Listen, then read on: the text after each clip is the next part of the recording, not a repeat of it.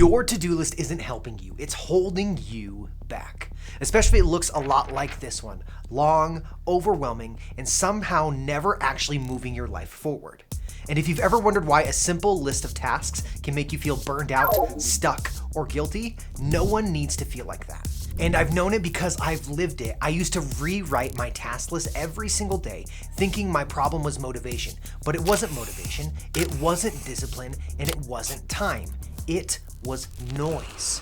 You add too much to your to-do list that isn't pushing the bar forward. And I was surprised how simple it is to get rid of all of the noise. And if you stick with me to the end, I'm going to show you that one shift that will finally make your list work for you instead of against you. It's simple, it's counterintuitive, and most creators don't like it when they first hear it, but once you understand it, everything changes. And I'll explain that part at the end. Let's peel it back just a little bit. You're sitting at your desk getting your to-do list ready. You're writing down all of the things that you need to get done. You start with having to edit your video, then send out offers to clients, then add more ideas to your content list. But then you think about, oh, I was going to check out that video from Alex Hormozi. What about the rebrand of my logo? Reorganizing my systems. My website needs to be updated. I have to do more content research. I just got an email from that person that I have to respond to. By the time you finish writing out your list, you have 20 things to get done in one day. Do those things have validity to them? Absolutely. But we are finite in how much we can actually complete in a single day. Structuring your day like this freezes your brain, you procrastinate, you pick up easy tasks instead of meaningful ones, and you spend the whole day busy, but not better. And most creators don't realize how much of this fake productivity exists, myself included. I used to fill my list with plans and ideas and maybe tasks that felt safe. Tasks that made me feel productive without actually building anything. So here's the first thing I wish me from 2 years ago would have known. We all know who Steve Jobs was. When he took back over Apple in the 90s, to him the world was drowning in distraction, committee thinking, future creep, and ego-driven busy work that looked productive but didn't actually change anything. Jobs believed every project, a computer, a phone, a keynote, even a single sentence had a small handful of decisions that truly mattered. Those decisions were the signal. Everything else was the noise. And he was ruthless about stripping the noise away, even if it meant killing products he personally liked, shutting down entire divisions, or telling world-class engineers that this is shit, because the work wasn't serving the core purpose.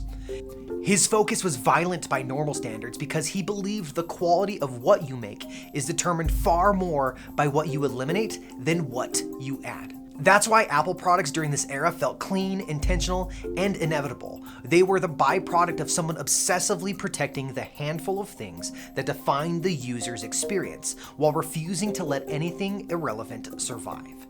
Jobs didn't chase features or trends or volume, he chased meaning, clarity, and emotional impact. He measured everything that he touched with one question: does this strengthen the essence of the product, the story, or the experience? If the answer was no, it was noise and he would get rid of it. Creators who understand this stop drowning in tasks that look productive and instead channel their energy into the tiny decisions that actually move their work forward. Was Jobs a nice guy? Absolutely not. But that doesn't mean you can't build an ironclad system that propels you towards your goals. Signal to noise ratio, that needs to be your daily focus. You don't need a bigger list. You need 3 to 5 of the most important tasks, and these tasks, if you complete them, your business would move forward.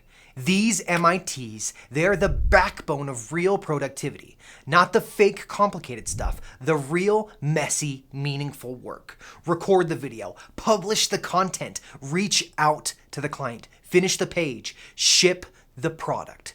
These are the tasks that build momentum. They force you to decide what matters most. They cut through the overwhelm. They give your brain a clear target. And here is the surprising part. When you know to the top 3 to 5 tasks, the rest of your list becomes optional background noise. Not pressure, not guilt, just noise. And this solves one problem, but it creates a new one. I told you there's one mistake that creators make to their to-do lists that nobody talks about. Here it is. Your to-do list is not just a list of tasks. It is a list of fears. Every time you avoid the needle-moving tasks and choose the safe ones, you're not avoiding the work, you're avoiding the risks. And when your list becomes a tool for hiding, it loses the power to help you grow. The moment you stop using your list to feel busy and start using it to be effective in this moment, everything shifts. You start building momentum. You start seeing progress. You start becoming the kind of creator who actually ships. So here's the clear takeaway.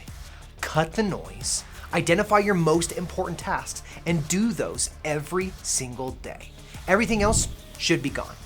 When you work like this, you don't just become more productive, you become more focused, more confident, and more consistent. And that's the beginning of the unstoppable version of you. If you're tired of sitting in the background while other people are betting on themselves and you want to win, join the journey to become the most focused version of yourself. Follow us.